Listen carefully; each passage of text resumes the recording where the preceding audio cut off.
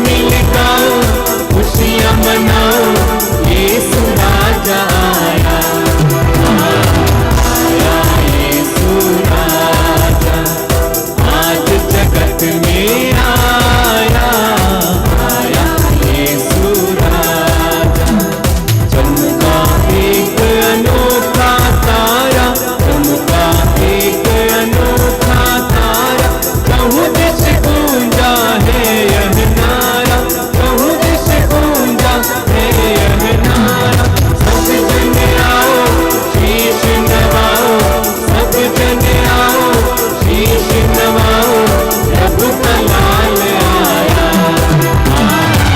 आया यीशु राजा, आज जगत में आया, आया यीशु राजा। सब मिल गाओ, खुशियाँ मनाओ, सब मिल गाओ, खुशियाँ मनाओ, यीशु राजा आया, आया यीशु राजा, आज जगत में आया, आया यीशु राजा। क्रिस्त में प्यारे भाइयों और बहनों, आइए आज के पवित्र मिस्सा बलिदान को शुरू करते हैं। पिता और पुत्र और पवित्र आत्मा के नाम पर आमीन। हमारे प्रभु यीशु क्रिस्त की कृपा, ईश्वर का प्रेम तथा पवित्र आत्मा का सहचर्य आप सबों को प्राप्त हो। और आपकी आत्मा के साथ। क्रिस्त में प्यारे भाइयों और बहनों, प्रभु यीशु मसीह के जन्मोत्सव के बाद दूसरा सप्ताह में प्रवेश कर चुके हैं। पवित्र मिस्सा बलिदान, प्रभु का पवित्र वचन और कलीसिया हमें अवसर देती है कि हम प्रभु के प्रेम में बढ़ें। जिस बालक यीशु को हमने पाया है, जिस बालक यीशु को हमने ग्रहण किया है, उसी के प्रेम में बढ़े, उनकी शिक्षा में आगे बढ़े। ये अवसर हमें पाठ के द्वारा मिलता है। आइए, जब इस पवित्र मिस्सा बलिदान में हम भाग ले रहे हैं, सबसे पहले हम अपने आप को तैयार करें। जब हम तैयारियां करते हैं, निश्चय ही प्रभु को देख पाते हैं, प्रभु को स्वीकार और ग्रहण कर पाते हैं। और कलीसिया और ईश्वर हमें और हमसे यही चाहते हैं कि हम प्रभु का दर्शन हमेशा करते रहें और उसके द्वारा अपने जीवन में बदलाव लाते रहें। तो आइए कुछ पल हम अपने आंखें बंद करें, आंखें बंद कीजिए, प्रभु के नज़दीक और करीब आइए, प्रभु की उपस्थिति को महसूस कीजिए। जैसे हम प्रकाश में आते हैं, उजियारा में आते हैं, हम अपने आप को जान पाते हैं, अपने बारे में परख कर पाते हैं कि मेरे जीवन में कमियां क्या हैं, अधूरापन क्या है, पाप क्या है। सब कुछ को जान पाते हैं क्योंकि प्रकाश में सब आते हैं। हम सुक्ति ग्रंथ अध्याय 28 वाक्य 13 में पढ़ते हैं, वचन इस प्रकार है, जो अपने पाप छिपाता वह उन्नति नहीं करेगा, जो उन्हें प्रकट कर छोड़ देता है उस पर दया की जाएगी। जी हाँ, हम प्रभु के प्रेम को अनुभव करते हुए प्रभु के प्रेम में बढ़ना चाहते हैं। आइए सारे पापों को याद करें जो मन से, विचार से, दृष्टि से, जुबान से किए हैं। सारे पापों के प्रति पश्चाताप करें, माफी मांगे और क्षमा याचना का गीत गाएं।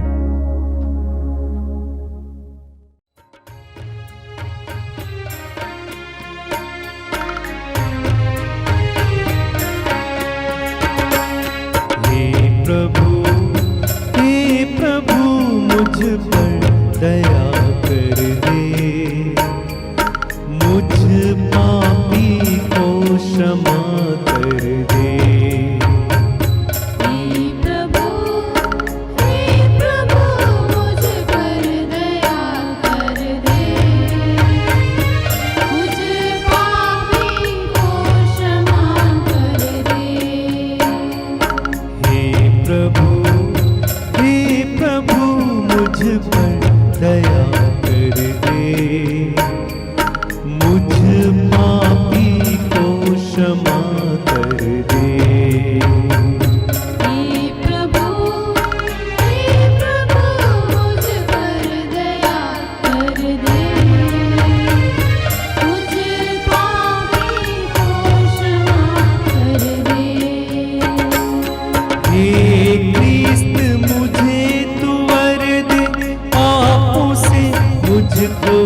बचा ले।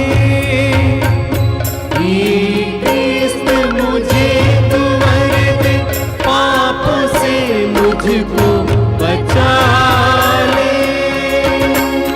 हे प्रभु मुझ पर दया कर दे, मुझ पापी को क्षमा कर दे। हे प्रभु मुझ पर दया कर दे, मुझ पापी को क्षमा कर दे। मुझ पापी को क्षमा कर दे, मुझ पापी को क्षमा कर दे। सर्वशक्तिमान ईश्वर हम लोगों पर दया करे और हमारे पाप क्षमा कर हमको अनंत जीवन प्रदान करे। आमीन। आइए हम बड़ी खुशी और उमंग के साथ महिमा का गीत गाएं।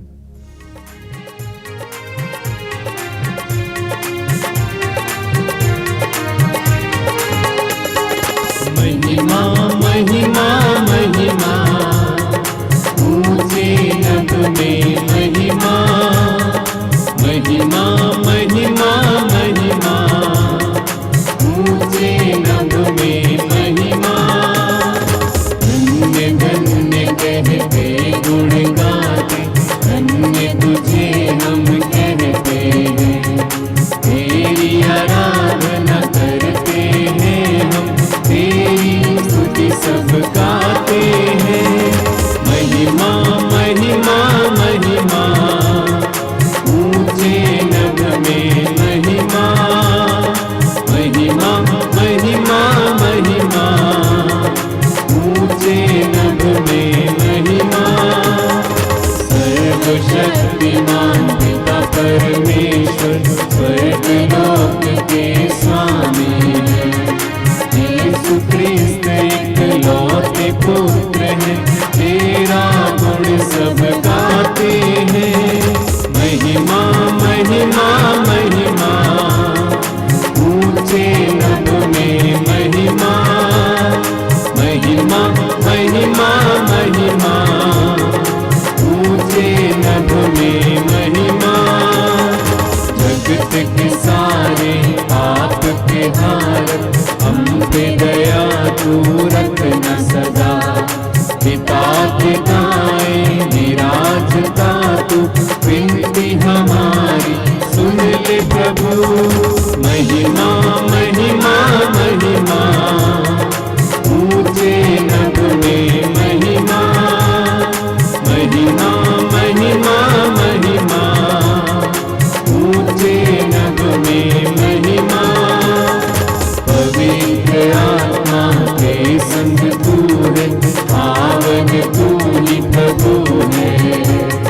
पिता की महिमा सर्वोपरि है, तेरी महिमा होती है।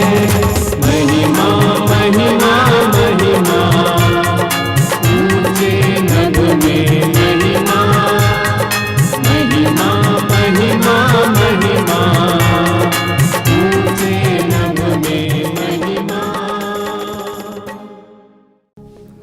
हम प्रार्थना करें। हे ईश्वर, इस दिन तूने तारे के माध्यम से राष्ट्रों के समक्ष अपने इकलौते पुत्र को प्रकट किया। हम सब विश्वास के द्वारा तुझे जान चुके हैं। तेरी दया से हम स्वर्ग में तेरे तेजोमय मुखमंडल का दर्शन कर सकें।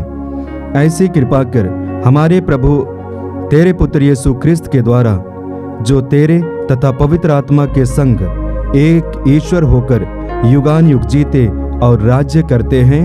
आमीन।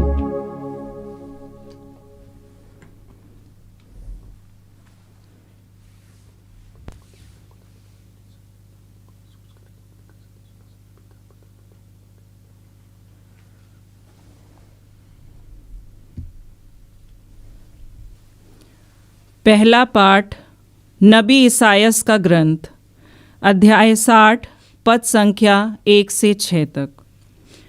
प्रभु की महिमा तुझ पर उदित हो रही है, यरूशलेम, उठकर प्रकाशमान हो जा, क्योंकि तेरी ज्योति आ रही है और प्रभु ईश्वर की महिमा तुझ पर उदित हो रही है। पृथ्वी पर अंधेरा छाया हुआ है और राष्ट्रों पर घोर अंधकार, किंतु तुझ पर प्रभु उदित हो रहा है। तेरे ऊपर उसकी महिमा प्रकट हो रही है। राष्ट्र तेरी ज्योति की ओर आ रहे हैं और राजा तेरे उदयमान प्रकाश की ओर। चारों ओर दृष्टि दौड़ाकर देख, सब मिलकर तेरे पास आ रहे हैं। तेरे पुत्र दूर से चले आ रहे हैं। लोग तेरी पुत्रियों को गोद में उठाकर लाते हैं। यह देखकर तू प्रफुल्लित हो उठेगी। तेरा हृदय आनंद से उछलने लगेगा, क्योंकि समुद्र की संपत्ति और राष्ट्रों की धन दौलत तेरे पास आ जाएगी। ऊँटों के झुंड और मिद्यान तथा एफा की सारनियाँ तुझ में उमड़ पड़ेंगी। शेबा के सब लोग प्रभु की स्तुति करते हुए सोने और लोबान की भेंट ले आएंगे। यह प्रभु की वाणी है। ईश्वर को धन्यवाद।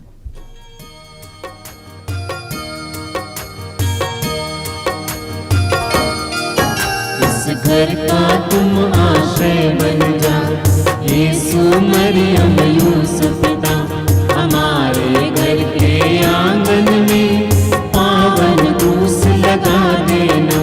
इस घर का तुम आश्रय बन जा, यीशु मरियम यूसुफ पिता, हमारे घर के आंगन में पावन क्रूस लगा देना। इस घर का तुम आश्रय बन जा। पहरा देने चारों स्वर्गदूतों को लगा देना। पहरा देने चारों स्वर्गदूतों को लगा देना।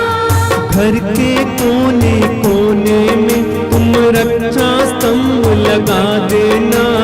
घर के कोने कोने में तुम रक्षा स्तंभ लगा देना। शैतान के सब फंदों से हम दुबलों को तुम बचा लेना। इस घर का तुम आश्रय बन जा, यीशु मरियम यूसुफ पिता, हमारे घर के आंगन में पावन क्रूस लगा देना। इस घर का तुम आश्रय बन जा। साथी और सहारा बन हमें संग संग चलना सिखा देना। साथी और सहारा बन हमें संग संग चलना सिखा देना। एक दूजे को साया देने एकता का तुम वर देना। एक दूजे को साया देने एकता का तुम वर देना। दुख में सुख में हर हालत में संग संग चलना सिखा देना। इस घर का तुम आश्रय बन जा, यीशु मरियम यूसुफ पिता, हमारे घर के आंगन में पावन क्रूस लगा देना। इस घर का तुम आश्रय बन जा, यीशु मरियम यूसुफ पिता, हमारे घर के आंगन में पावन क्रूस लगा देना। इस घर का तुम आश्रय बन जा।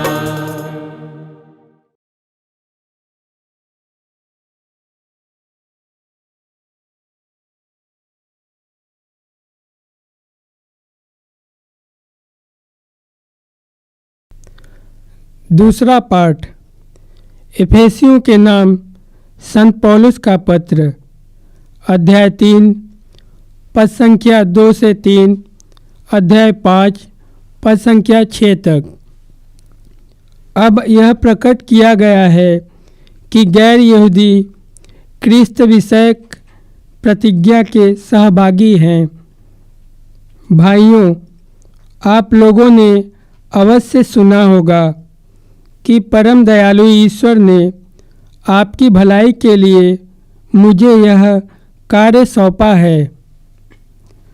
उसने मुझ पर वह रहस्य प्रकट किया है जो पिछली पीढ़ियों में मनुष्यों को नहीं बताया गया था और अब आत्मा के द्वारा उसके पवित्र प्रेरितों और नबियों पर प्रकट किया गया है। वह रहस्य यह है कि सुसमाचार के द्वारा यहूदियों के साथ गैर यहूदी एक ही विरासत के अधिकारी हैं, एक शरीर के अंग हैं और यीशु मसीह विषयक प्रतिज्ञा के सहभागी हैं। यह प्रभु की वाणी है।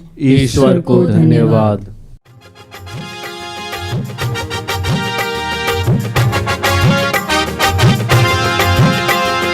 Hallelujah hallelujah hallelujah hallelujah hallelujah hallelujah hallelujah hallelujah hallelujah hallelujah hallelujah hallelujah hallelujah hallelujah जीवन दाता हालेलुया, मुक्तिदाता हालेलुया, जीवनदाता हालेलुया मुक्तिदाता हालेलुया शांतिदाता हालेलुया, शक्तिदाता हालेलुया, शांतिदाता हालेलुया शक्तिदाता hallelujah hallelujah hallelujah hallelujah hallelujah hallelujah hallelujah hallelujah hallelujah hallelujah hallelujah. प्रभु आप लोगों के साथ हो और आपके साथ। संत मती के अनुसार आज का पवित्र सुसमाचार। हे प्रभु तेरी महिमा हो। अध्याय 2 वाक्यांश 1 से 12 तक। हम राजा की आराधना करने के लिए पूरब से आए हुए हैं। यीशु का जन्म यहूदिया के बैतुलहम में राजा हेरोद के समय में हुआ था। इसके बाद ज्योतिषी पूरब से यरूशलेम आए और कहने लगे, यहूदियों के नवजात राजा कहाँ है? हमने उनका तारा उदित होते देखा है। हम उन्हें दंडवत करने आए हैं। यह सुनकर राजा हेरोद और सारा यरूशलेम घबरा गया। राजा ने सब महायाजकों और यहूदी जाति के शास्त्रियों की सभा बुलाकर उनसे पूछा, मसीह कहाँ जन्म लेंगे? उन्होंने उत्तर दिया, यहूदिया के बैतुलहम में, क्योंकि नबी ने इसके विषय में यह लिखा है, हे बैतुलहम यूदा की भूमि, तू यूदा के प्रमुख नगरों में किसी से कम नहीं है, क्योंकि तुझ में एक नेता उत्पन्न होगा जो मेरी प्रजा इज़राइल का चरवाहा बनेगा। हेरोद ने बाद में ज्योतिषियों को चुपके से बुलाया और उनसे पूछताछ कर यह पता कर लिया कि वह तारा ठीक किस समय उन्हें दिखाई दिया था। फिर उसने उन्हें बैतुलहम भेजते हुए कहा, जाइए, बालक का ठीक ठीक पता लगाइए और उसे पाने पर मुझे खबर दीजिए, जिससे मैं भी जाकर उसे दंडवत करूं। वे राजा की बात मानकर चले गए। उन्होंने जिस तारे को उदित होते देखा था वह उनके आगे आगे चल रहा था और जहां बालक था उस जगह के ऊपर पहुंचकर ठहर गया। वे तारा देखकर बहुत आनंदित हुए।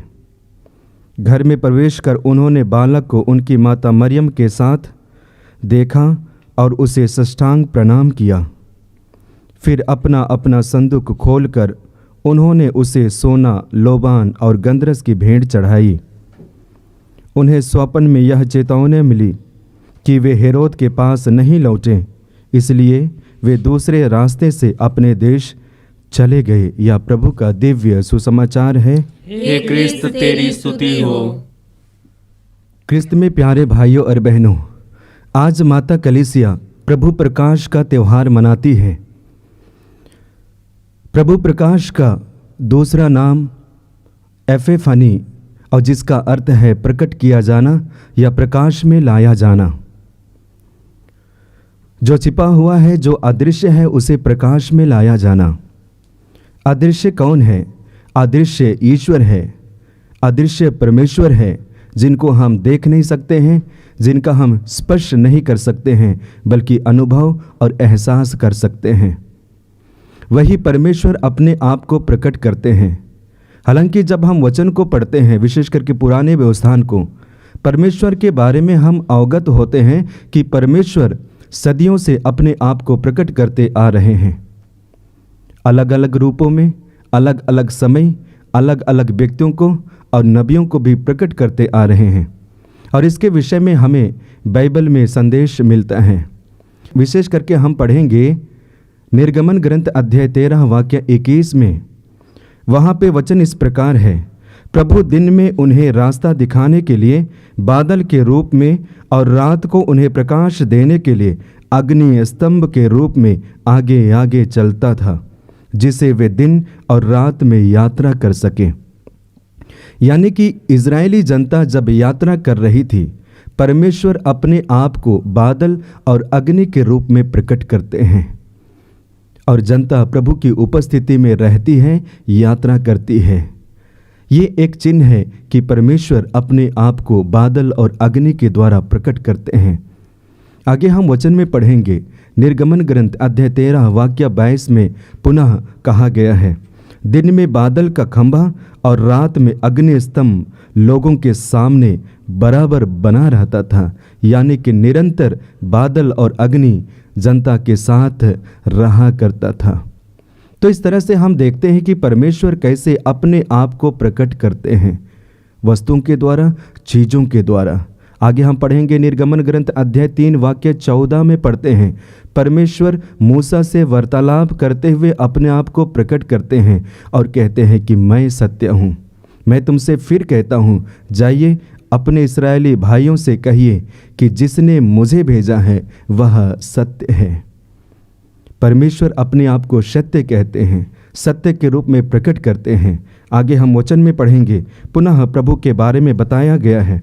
वचन इस प्रकार है, गन्ना ग्रंथ अध्याय 12 वाक्य 6 में प्रभु कहते हैं, मेरी बात ध्यान से सुनो, मैं तुम्हारे नबियों को दिव्य दर्शनों में दिखाई देता हूँ और स्वप्नों में उनसे बातें करता हूँ। प्रभु कहते हैं कि मेरी बात ध्यान से सुनो, मैं तुम्हारे नबियों को दिव्य दृश्यों में दिखाई देता हूँ और स्वप्नों में उनसे बातें करता हूँ। तो इस तरह से हम वचन के द्वारा हमारे लिए संदेश मिलता है कि परमेश्वर शुरू से, आदि काल से अपने आप को प्रकट करते हैं, कभी बादल के रूप में, कभी अग्नि के रूप में, कभी अपने आप को सत्य बोलते हैं, पवित्र बोलते हैं, और कभी दर्शनों के माध्यम से और कभी स्वप्न के द्वारा प्रकट करते हैं। लेकिन क्या जनता परमेश्वर को समझ पाई या नहीं, इसके बारे में हमें सोचने की ज़रूरत है। लेकिन मैं समझता हूँ उन्होंने समझा और इसलिए परमेश्वर पर विश्वास किया। ख्रिस्त में प्यारे भाइयों और बहनों, जब हम प्रभु प्रकाश का त्यौहार मनाते हैं तो हम प्रभु के बारे में जानते हैं, क्योंकि प्रभु अपने आप को अंतिम में पुत्र के द्वारा प्रकट करते हैं। अपने पुत्र यीशु मसीह, बालक यीशु मसीह के द्वारा अपने आप को प्रकट करते हैं और इसी का त्यौहार आज मनाते हैं। इसलिए हम पढ़ते हैं यूहन्ना के सुसमाचार अध्याय 14 वाक्य 9 में पढ़ते हैं, वचन इस प्रकार है, जिसने मुझे देखा है उसने पिता को देखा है। प्रभु यीशु मसीह कहते हैं, लोगों को बताते हैं कि जिसने मुझे देखा है उसने पिता को देखा है, जो मेरी सुनता है वह पिता की सुनता है। तो एक तरह से पिता और पुत्र एक है, उसके बारे में वचन दर्शाता है। इसके विषय में आगे हम पढ़ेंगे यूहन्ना के सुसमाचार अध्याय 10 वाक्य 30 में स्वयं प्रभु कहते हैं, मैं और पिता एक हैं, मैं और पिता एक हैं। और इसलिए पुत्र के द्वारा ईश्वर अपने आप को प्रकट करते हैं। आगे वचन में पढ़ेंगे यूहन्ना के सुसमाचार अध्याय 1 वाक्य 18 में वचन इस प्रकार है, किसी ने कभी ईश्वर को नहीं देखा, पिता की गोद में रहने वाले एकलौते ईश्वर ने उसे प्रकट किया है। अर्थात यीशु मसीह, बालक यीशु पिता को प्रकट किया है। तो ये प्रभु प्रकाश का त्यौहार इस बात को दर्शाता है कि पिता पुत्र के द्वारा प्रकट किया है और पिता अपने पुत्र को हमारे लिए प्रकट किया है।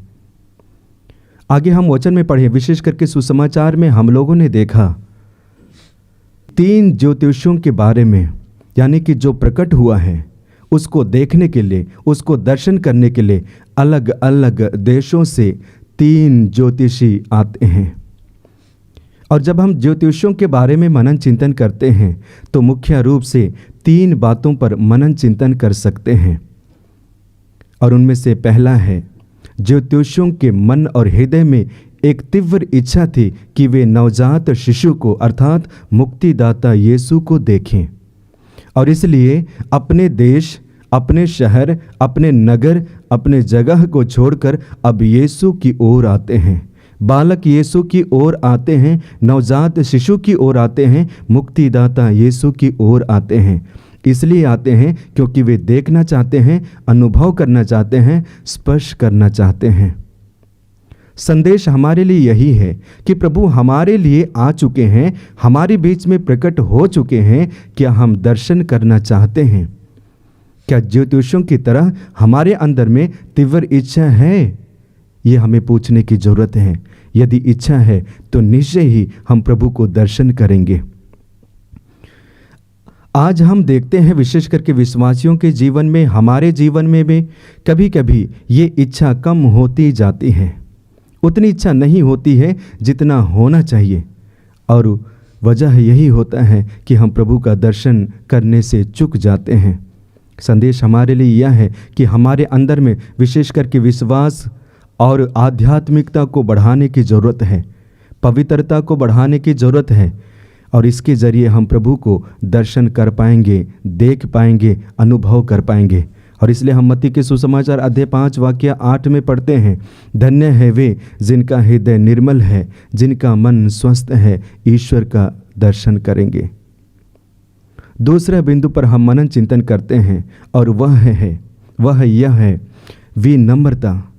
ज्योतिषियों के बारे में जब हम मनन चिंतन करेंगे, वे ज्ञानी थे और इसलिए तारों के बारे में स्टडी करते हैं, पढ़ाई करते हैं, और तारों को देख कर उनका अनुसरण करते हुए सही जगह पे आते हैं, और उसको जानने और परखने का वरदान ईश्वर के द्वारा उन्हें मिला था। संसार में सबसे ज्ञानी यही व्यक्ति होते हैं। इतना बड़ा और इतने ज्ञानी होने के बावजूद भी अपने आप में नम्रता को लाते हैं।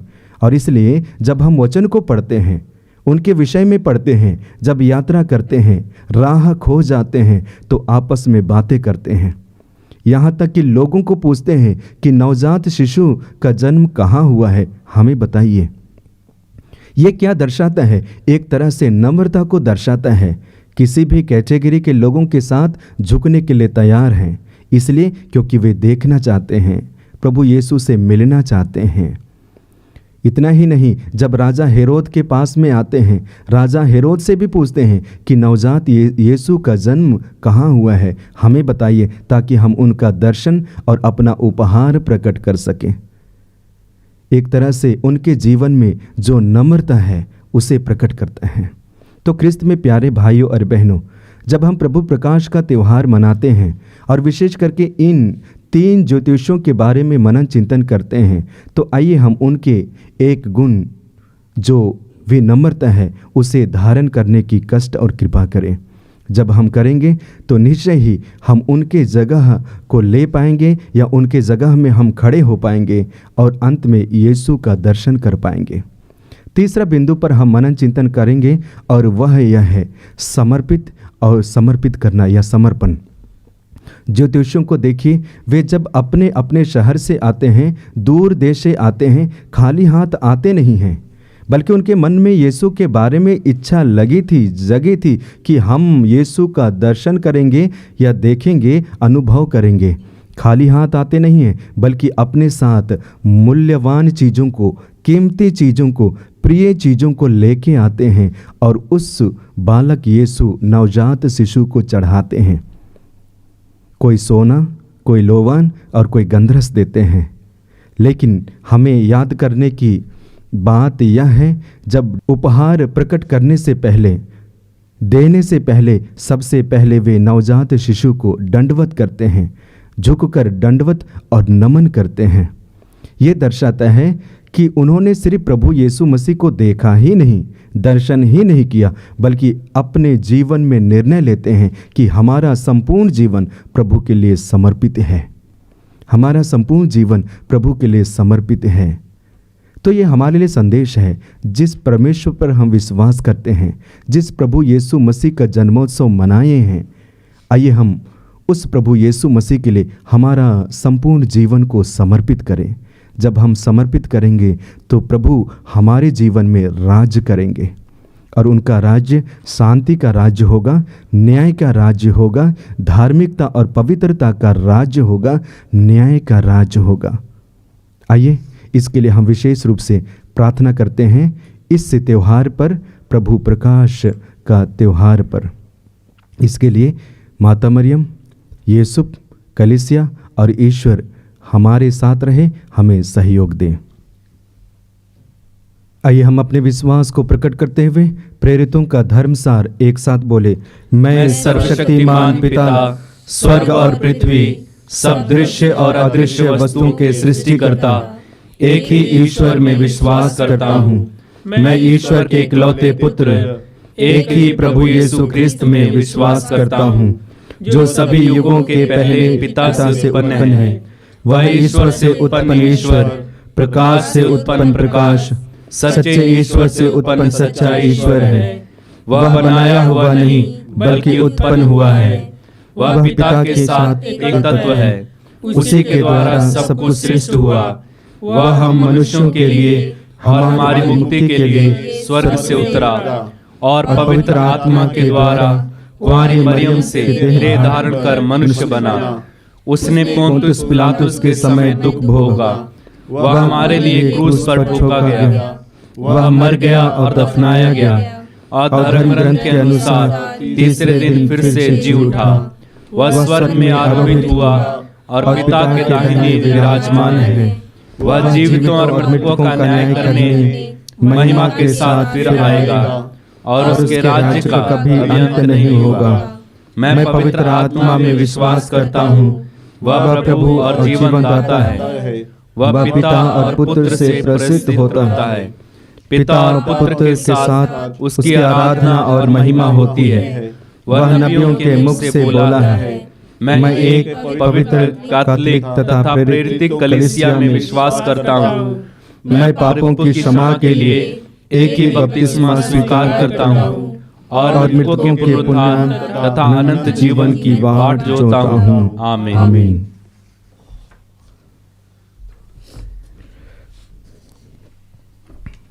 प्रिय भाइयों और बहनों, हमारे मुक्तिदाता ईश्वर की भलाई और दयालुता प्रकट हुई है। हम अपने पुण्य पर नहीं बल्कि उनकी दयालुता पर भरोसा रखकर दीनतापूर्वक प्रार्थना करें। आपका अनुवाक्य होगा, हे प्रभु दया कर। हे प्रभु दया कर। हम इस नव वर्ष में हम प्रार्थना करते हैं, हमारे कैथोलिक कलीसिया के लिए प्रार्थना करते हैं कि प्रभु हमारे कलीसिया रूपी परिवार को पवित्र आत्मा से संचालित करे और कलीसिया में प्रेम एकता बनी रहे। इसके लिए हम प्रार्थना करें। हे प्रभु दया कर। हम संसार के हर एक रोगियों को प्रभु आपके चरणों में समर्पित करते हैं। आप अपना दाहिना हाथ बढ़ाकर उन्हें स्पर्श करें ताकि वे स्वस्थ होकर आपकी महिमा कर सके। इसके लिए हम प्रार्थना करें। हे प्रभु दया कर। हम हमारे देश के नेताओं के लिए प्रार्थना करें। प्रभु उन्हें प्रज्ञा एवं विवेक प्रदान करें और वे देश को इस वर्ष अच्छे से चला पाए। इसके लिए हम प्रार्थना करें। हे प्रभु दया कर।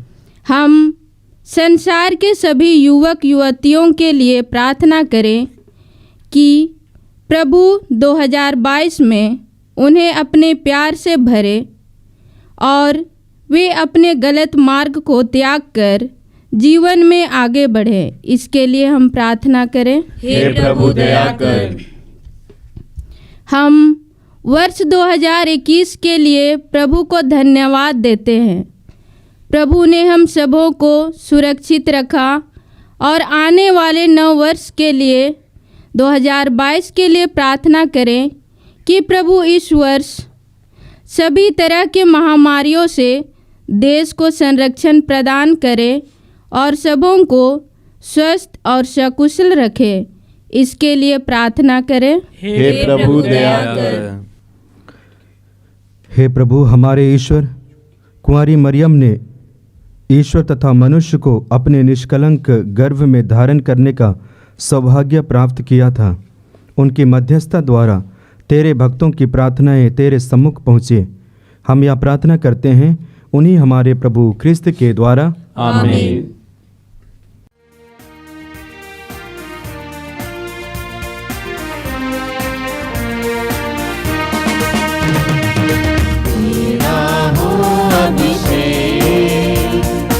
अमन के राजकुमार आज हमारे दिल में जन्म ले। हे प्रभु यीशु महान, तेरा हो अभिषेक। अमन के राजकुमार आज हमारे दिल में जन्म ले। हे प्रभु यीशु महान। चढ़ाए हम भेंट में तुझको,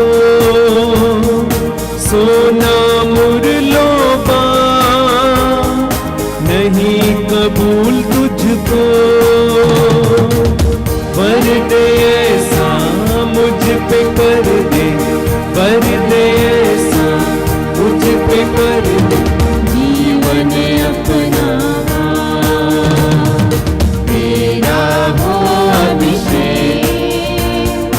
अमन के राजकुमार आज हमारे दिल में जन्म ले। हे प्रभु यीशु महान, हे प्रभु यीशु महान, हे प्रभु यीशु महान। भाई और बहनों, प्रार्थना कीजिए कि सर्वशक्तिमान पिता ईश्वर मेरा और आप लोगों का यह बलिदान ग्रहण करें। प्रभु अपने नाम की स्तुति तथा महिमा के लिए और हमारे तथा अपने समस्त पवित्र कलीसिया के लाभ के लिए आपके हाथों से यह बलिदान स्वीकार करें। हे प्रभु, अपनी कलीसिया के इन दानों पर दया दृष्टि डाल। अब हम तुझसे सोना, लोबान और गंधरस के उपहार नहीं चढ़ाते हैं, ये तो हमारे प्रभु यीशु क्रिस्त के प्रतीक मात्र है। हम तुझे स्वयं प्रभु क्रिस्त को अर्पित करते हैं, जो हमारी बलि और भोजन बन गए हैं। वह युगान युग जीते और राज्य करते हैं। आमीन। प्रभु आप लोगों के साथ हो और आपकी आत्मा के साथ। प्रभु में मन लगाइए। हम प्रभु में मन लगाए हुए हैं। हम अपने प्रभु ईश्वर को धन्यवाद दें। यह उचित और न्याय संगत है। हे प्रभु पवित्र पिता, सर्वशक्तिमान और शाश्वत ईश्वर, यह वास्तव में उचित और न्याय संगत है। हमारा कर्तव्य तथा कल्याण है कि हम सदा और सर्वत्र तुझे धन्यवाद दें। तूने क्रिस्त में आज हमारी मुक्ति के रहस्य को राष्ट्रों की ज्योति के रूप में प्रकट किया है, और जब ये हमारी नश्वर प्रकृति में प्रकट हुए तो तूने इनकी अविनाशी महिमा द्वारा हमारा नवनिर्माण किया है। इसलिए दूतों और महादूतों, सिंहासन और साम्राज्य, स्वर्गिक सेनाओं और शक्तियों के साथ मिलकर हम अनंत काल तक तेरा महिमा गान करते हैं।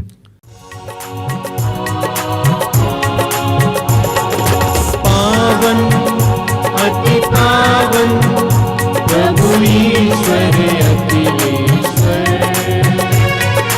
पावन अति पावन प्रभु ईश्वर अखिलेश्वर। स्वर्ग धरा के कोने कोने गूंजे तेरा की महिमा गरिमा फैले तीनों धाम, फैले तीनों धाम।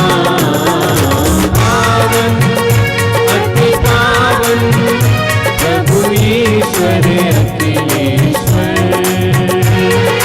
पावन अति पावन प्रभु ईश्वर अखिलेश्वर। धन्य है वह जो आता है परमेश्वर के नाम, परमेश्वर की महिमा गरिमा फैले तीनों धाम, फैले तीनों धाम। पावन अति पावन प्रभु ईश्वर अखिलेश्वर, पावन अति पावन प्रभु ईश्वर अखिलेश्वर। पवित्र मिस्सा बलिदान के महत्वपूर्ण भाग में प्रवेश किए। आइए हम अपने आप को तैयार करें। हे प्रभु, तू वास्तव में पवित्र है, सारी पवित्रता का स्रोत है। हम तुझसे प्रार्थना करते हैं, तू इन उपहारों को अपने आत्मा के संस्पर्श से पवित्र कर दे कि ये हमारे प्रभु यीशु क्रिस्त के शरीर तथा रक्त बन जाए। जब वे स्वेच्छा से मृत्यु के लिए सौंपे गए, उन्होंने रोटी ली, तुझे धन्यवाद दिया और रोटी तोड़कर उसे अपने शिष्यों को देते हुए कहा, तुम सब इसे लो और इसमें से खाओ, क्योंकि यह मेरा शरीर है जो तुम्हारे लिए बलि चढ़ाया जाएगा।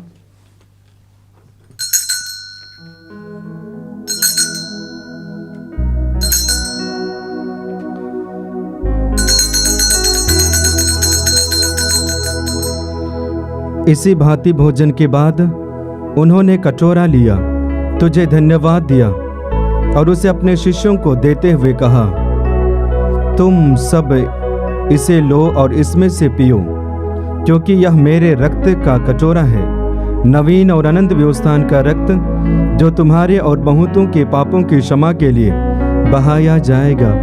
तुम मेरी स्मृति में यह किया करो।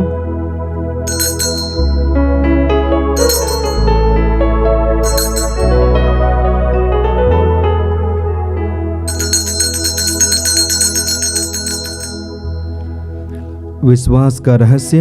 हे प्रभु, हम तेरी मृत्यु तथा पुनरुत्थान की घोषणा तेरे पुनरागमन तक करते रहेंगे। इसलिए हे प्रभु, हम ख्रिस्त की मृत्यु और पुनरुत्थान की स्मृति में तुझे जीवन की रोटी और मुक्ति का कटोरा चढ़ाते हैं। हम तुझे धन्यवाद देते हैं कि तूने हमें अपने सम्मुख उपस्थित होने और अपनी सेवा करने का सौभाग्य प्रदान किया है। हमारा नम्र निवेदन है कि हम सब ख्रिस्त का शरीर और रक्त ग्रहण करके पवित्र आत्मा के द्वारा एकता के सूत्र में बंधे रहें। हे प्रभु, हमारे संत पिता फ्रांसिस, हमारे धर्माध्यक्ष यूजिन जोसेफ और सभी याजकों के साथ विश्व भर में फैली अपनी कलीसिया की सुधि ले तथा इसे प्रेम में सिद्ध बना दे।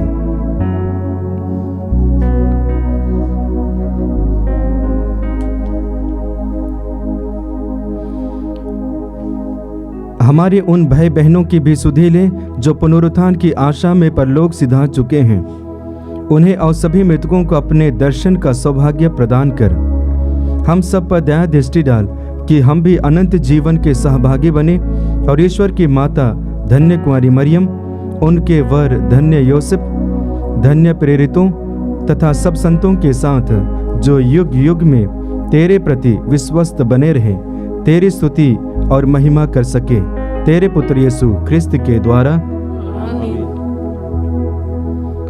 आइए हम त्रिएक ईश्वर का गुणगान एक साथ करें। इन्हीं प्रभु ख्रिस्त के द्वारा, इन्हीं के साथ और इन्हीं में, हे सर्वशक्तिमान पिता ईश्वर, पवित्र आत्मा के साथ सारा गौरव तथा सम्मान युगान युग तेरा ही है। आइए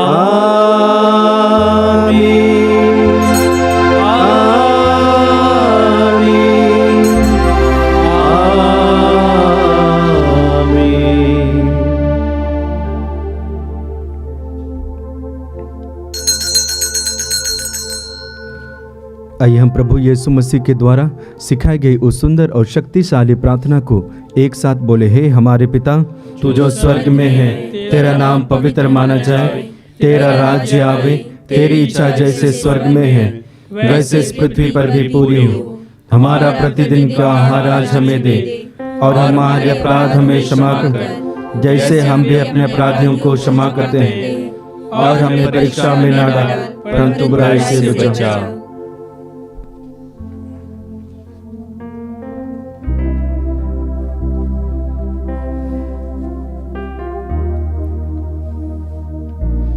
हे प्रभु, हम तुझसे प्रार्थना करते हैं, सभी बुराइयों से हमें बचा और इस जीवन में हमें कृपा पूर्वक शांति प्रदान कर।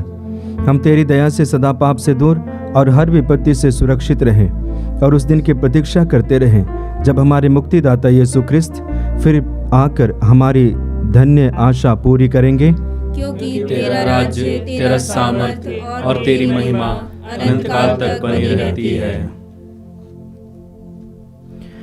हे प्रभु यीशु ख्रिस्त, तूने अपने प्रेरितों से कहा है, मैं तुम्हारे लिए शांति छोड़ जाता हूँ, अपनी शांति तुम्हें प्रदान करता हूँ।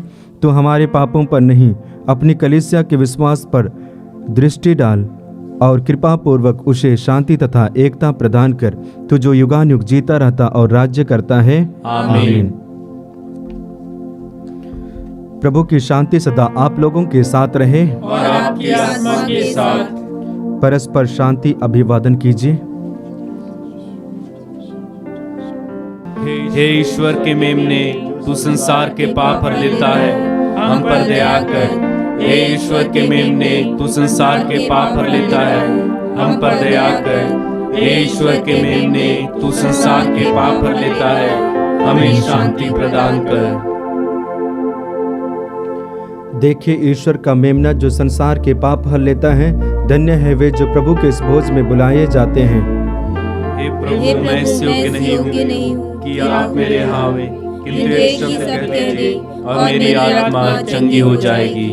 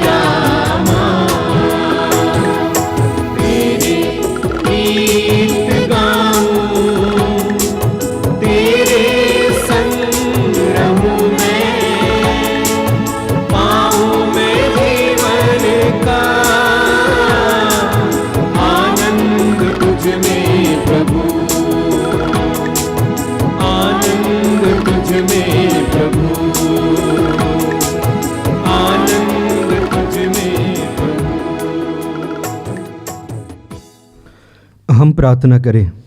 हे प्रभु, तेरा स्वर्गिक प्रकाश सदा और सर्वत्र हमारे आगे आगे चमकता रहे, ताकि हम पवित्र यूक्रिस्त का रहस्य गहराई से समझ पाएं और उसे श्रद्धा एवं सच्चे प्रेम से ग्रहण करें। हमारे प्रभु क्रिस्त के द्वारा आमीन। प्रभु आप लोगों के साथ हो और आपकी आत्मा के साथ। सर्वशक्तिमान ईश्वर पिता और पुत्र और पवित्र आत्मा आप सबों को आशीर्वाद प्रदान करें। आमीन। आप लोग भी डाले क्रिस्त की ज्योति जलाएं। ईश्वर को धन्यवाद।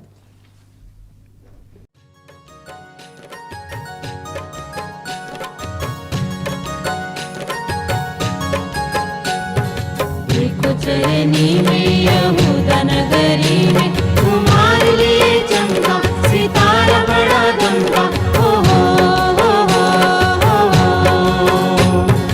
देखो चरनी में यहूदा नगरी में तुम्हारे लिए चमका सितारा बड़ा दमका। ओ हो